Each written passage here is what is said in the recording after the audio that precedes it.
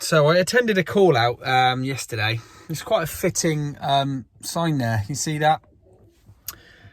Basically, a client called me. He was quite concerned, and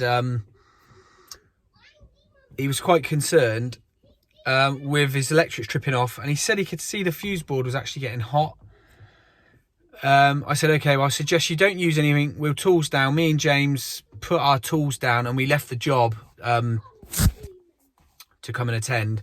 And it's quite lucky that we did, because as soon as I got there, I could see the fuse board was like hot, and the cover was slightly deformed on the cover. I'll find some pictures that I took, and I'll stick them up here now. This could have been avoided. I did say to the customer, when did you get your when did you get this checked last? And he said, oh, I didn't know you had to. And I said, well, going by the label on the board, 1999 was when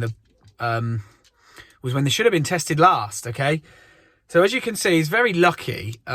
What has happened there is the guys installed this from the day one, or whoever's messed about with this. He's had EV chargers done and stuff, so I don't know who's responsible. But as you can see there, they've completely missed the bus bar on the gate there, and that's been arcing out behind.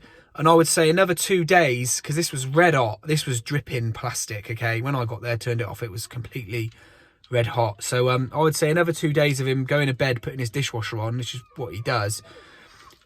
This would have definitely set on fire, okay? It's one of the reasons we do have metal boards now. But this is one of the reasons why you need to get your electrics checked, yeah, regularly by someone competent, not a 70 quid EICR. I charge £35 a circuit, and you know for 35 quid, that whole circuit's going to be tested within an inch of its life, basically. So if you're getting charged 70 quid, it isn't worth the paper it's printed on.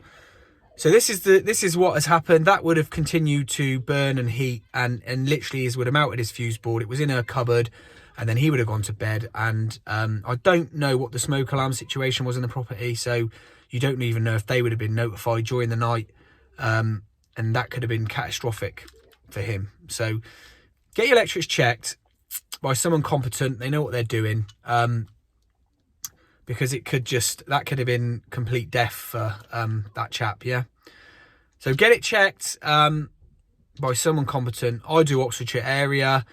I charge £35 a circuit, okay? That's a guide price for you. So that's what you should be sort of willing to pay to get this checked. It's only every 10 years.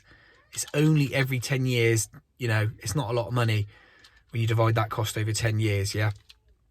It's just a really important point. I thought this needed to be sort of addressed, because this couldn't be avoided. This would have got picked up 10 years ago, because I would have noticed that, and so would the next chap that had sort of gone to test it, yeah?